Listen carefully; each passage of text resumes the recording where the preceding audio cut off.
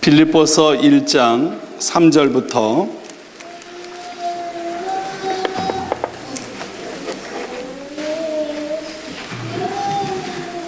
우리 8절까지만 읽겠습니다. 3절부터 8절 우리 같이 봉독하겠습니다.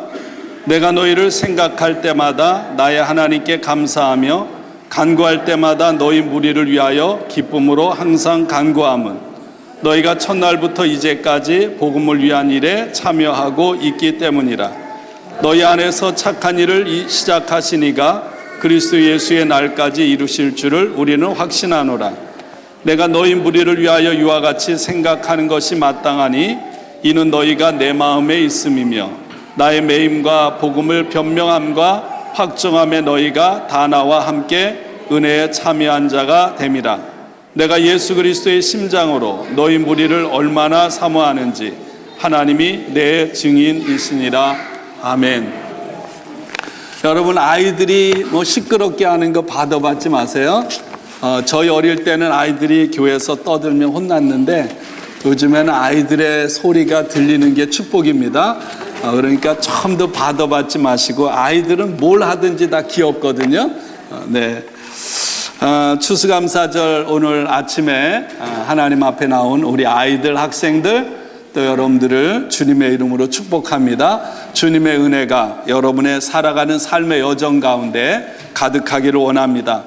저희들이 밖에 이 추수감사절을 맞이해서 한 달 동안 감사 릴레이 그리고 감사 노트를 쓰기 했습니다. 혹시 감사 노트 열심히 쓰셨나요? 써보니까 여러분 뭘 감사해야 될지 찾게도 되거든요. 그리고 감사 릴레이를 이어서 쓰는 것을 제가 하나하나 풀러서 다 읽어봤어요. 읽어보면서 참 감사했습니다. 하나님께서 베풀어 주신 은혜와 축복 그리고 돌보심에 감사하는 내용을 담고 있었어요.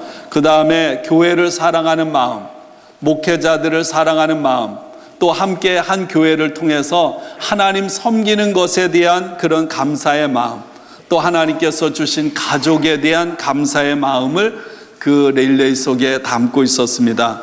또 어떤 분은 성전 건축에 대한 허가가 빨리 나오게 해달라. 그리고 금요일날 허가 소식을 듣고 성전 건축을 허가하게 하시는 하나님께 감사합니다. 이런 여러 가지 내용을 담고 있었습니다. 그 감사의 그 고백들을 이따가 예물과 더불어 하나님 앞에 올려드리는 시간도 가지려고 합니다. 오늘 저희들이 읽은 말씀은 사도 바울의 감사 기도입니다. 빌립보 교회는 바울이 3번의 선교 여행을 떠나는데 두 번째 선교 여행에 가장 먼저 첫 번째 들려서 첫 번째로 세운 교회가 빌립보 교회입니다. 빌립보 교회에서 사도 바울은요, 그가 평생에 잊을 수 없는 아주 가장 소중한, 바울에게 있어서는 너무나 큰 힘이 되고 위로가 됐던 자주 옷감 장사인 루디아를 만납니다. 그 다음에 이 빌립보 교회는 사도 바울의 사역에 있어서 그 어느 교회, 어느 누구보다도 큰 기쁨을 주었던 사람입니다. 바울은 빌립보에 그렇게 오랫동안 머물러 있지 않았어요. 잠깐 머물러 있었음에도 불구하고 그 이후에 바울이 30년 동안 선교사로 사역을 감당하는 데 있어서 잊을 수 없는 그런 소중한 교회요 성도였습니다.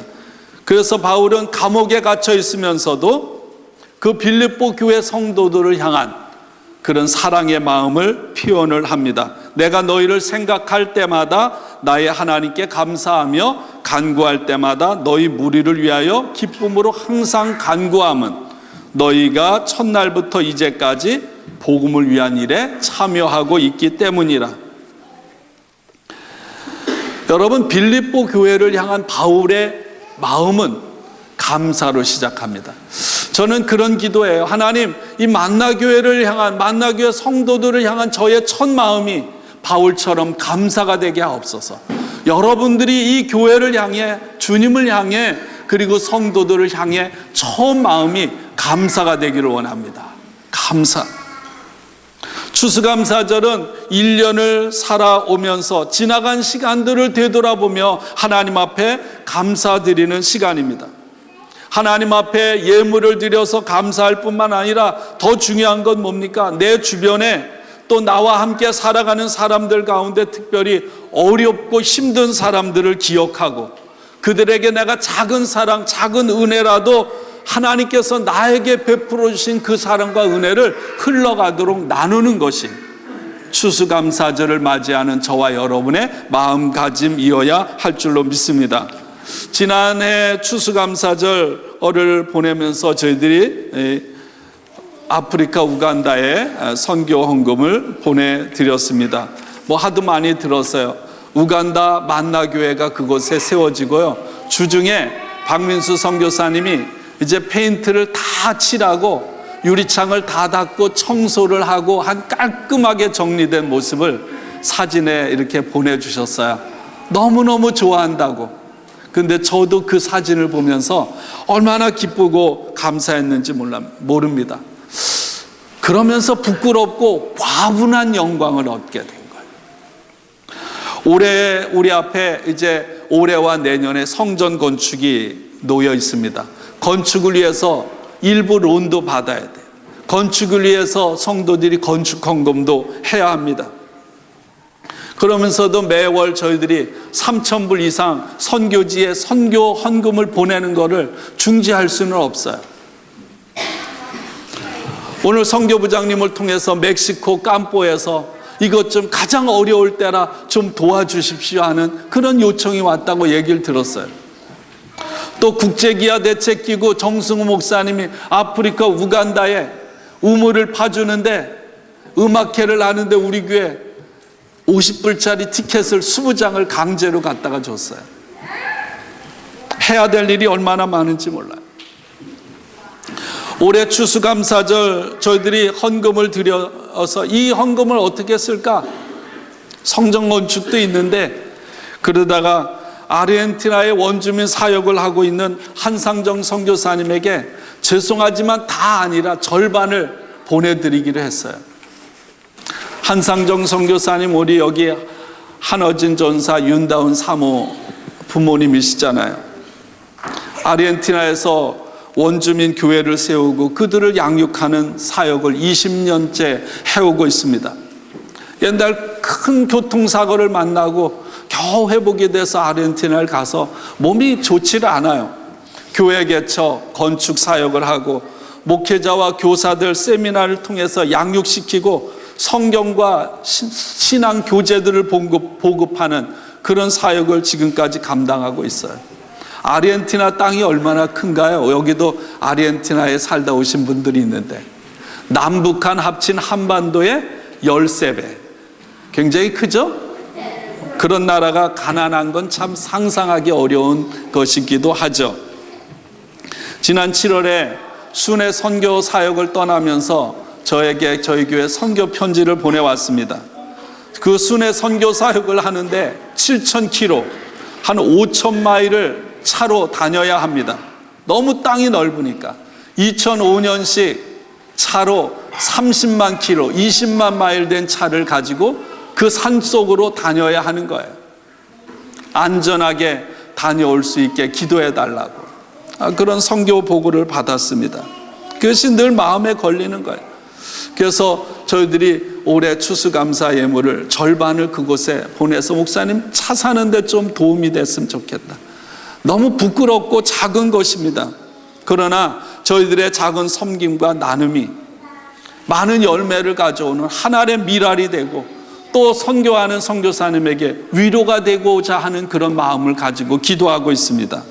여러분, 빌립보 교회가 이방 선교를 감당하는 선교사인 바울을 위해서 사랑으로 섬기고 헌신했던 것처럼 저와 여러분들의 작은 섬김이 각처에서 흩어져서 사역하는 많은 선교사님들, 하나님의 사람들에게 위로가 되고 힘을 얻을 수 있기를 원합니다.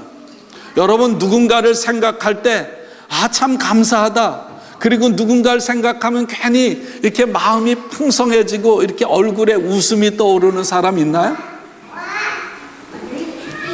아마 한 사람 다 다 나름대로 다 있을 거예요. 저는 저와 여러분들의 삶이 그런 삶이 되길 원해요. 하나님 앞에서, 목회자 앞에서, 성도 앞에서, 또 선교지에 있는 선교사님들을 통해서 이 만나교회 성도들을 떠올릴 때마다 참 감사하다, 고맙다, 그리고 얼굴에 마음의 평안과 얼굴에 웃음이 떠오르는 그런 성도들이 된다면 여러분, 짧은 인생 살다 가는데 하나님께 그게 기쁨이 되지 않을까? 여러분, 이것은 사랑이 없으면 이루어질 수 없는 불가능한 일입니다. 오늘 7절에 이렇게 말씀하고 있어요. 내가 너희 무리를 위하여 이같이 생각하는 것이 마땅하니 이는 너희가 내 마음에 있습니다. 바울이 빌립보 교인들을 향해 너희가 내 마음에 있다는 거예요. 내 마음에 있다. 물질로 선교 후원을 해줬기 때문이 아닙니다. 여러분, 빌립보 교인들이 바울이 복음을 전하는 선교 사역에 언제든지 30년이라는 긴 세월 동안 온 마음을 다해서 함께 했기 때문에 바울은 그들을 잊을 수가 없었어요. 언제나 기도할 때마다 그들이 마음에 있어서 그들을 위해서 기도했습니다. 그래서 바울은 이렇게 고백합니다. 내가 예수 그리스도의 심장으로 너희 무리를 얼마나 사랑하는지 하나님이 내 증인이시라. 사랑하는 여러분, 오늘 추수감사주의를 맞이해서 우리들끼리 하나님께서 나에게 베푸르신 은혜와 모든 축복을 망각하고 우리들끼리 잘 먹고 잔치하고 여행 가고 즐기는 것 중요해요. 그러나 그것을 넘어서서 저와 여러분에게 베푸신 그 사랑이 우리의 작은 섬김과 헌신으로 인해 물처럼 다른 곳으로 흘러가기를 주님의 이름으로 축원합니다.